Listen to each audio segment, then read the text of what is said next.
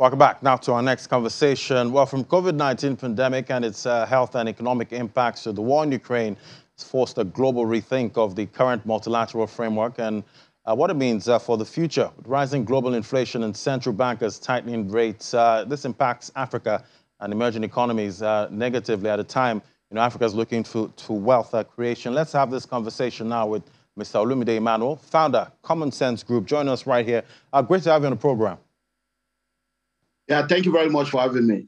Yeah, so with all these headwinds, global headwinds we're seeing right now, what do you think Africa should be doing, for wealth creation? Thanks for having me and thanks for that question. I think the focus for Africa right now should be redefining the education of the continent. We have over 1.4 billion people on the continent, and the kind of education we have had before now has been the academic education that prepares people to go into the job market looking for a job. But the question we should be asking ourselves is, who will create the jobs for people to now go get the job? Because in the world of education, you are either educated, uneducated, or miseducated.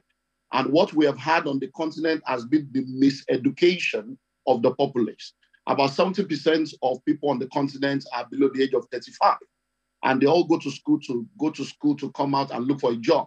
So what we should be doing right now, because our greatest asset is the human capital, is to begin to re-educate the human capital of the continent on entrepreneurial education so that they will be able to come into the marketplace to become solution providers, value providers, and use all the natural assets of the continent to boost the economy of the continent. And some say, African cities are being built for wealth consumption, and not creation. What do you think about this? Well, that's true. It's still all about the education because, we are still suffering from the colonial, I call it let me look for the right word, the colonial software that has been installed on the continent. Colonialism left us with a software that makes us to be dependent on the Western world. So a lot of people grow up with aspirations to have goods and products, clothes, all kinds of from the Western world. So we are more of consumers instead of producers. Now, the Creator created only one world, but we are called the third world nation, mostly because we consume more than we produce. And that needs to change. So when we change the educational formula for the continent, we will now create a new set of mindset because there are toxic mindset that has kept us where we are. We have the nomadic mindset of people jumping from job to job, career to career because they are confused and they are not staying in one career. We have the consumer mentality of just wanting to consume because they don't realize that what you consume will diminish. We have that materialism mindset of everybody just wanting to be materialistic instead of being productive. We also have the entitlement mindset. So all this mindset, when they are removed, then we will be able to become a producer nation.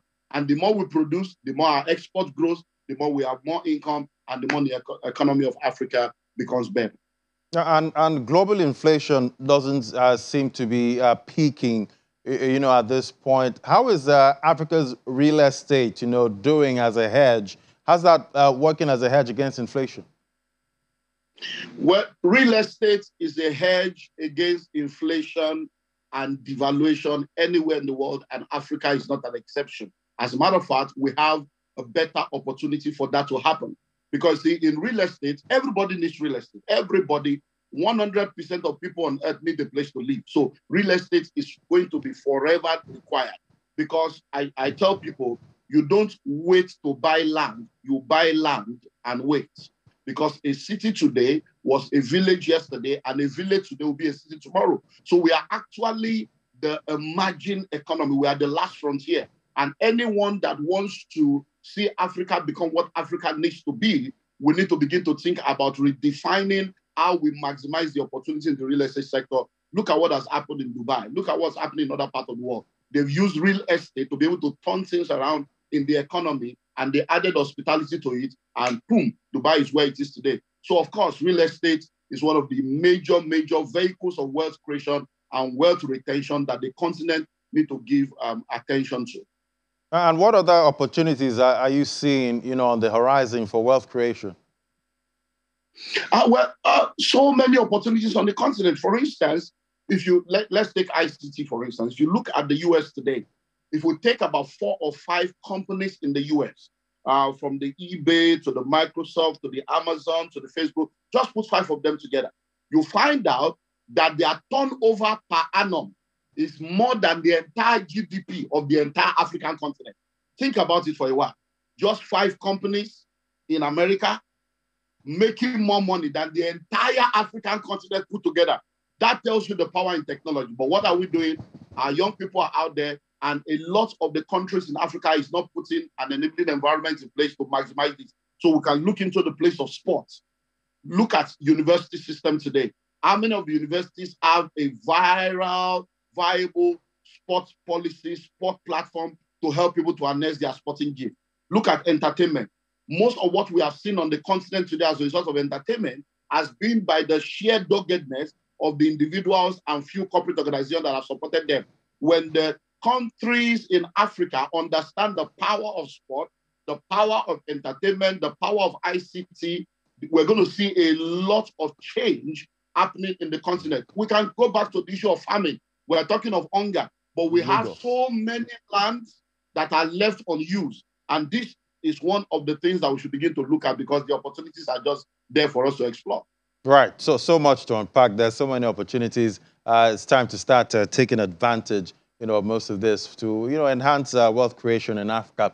Thank you so much, Mr. Olumide Emmanuel, founder, Common Sense Group. Thank you for giving us some common sense there. Thanks for having me. Thank you.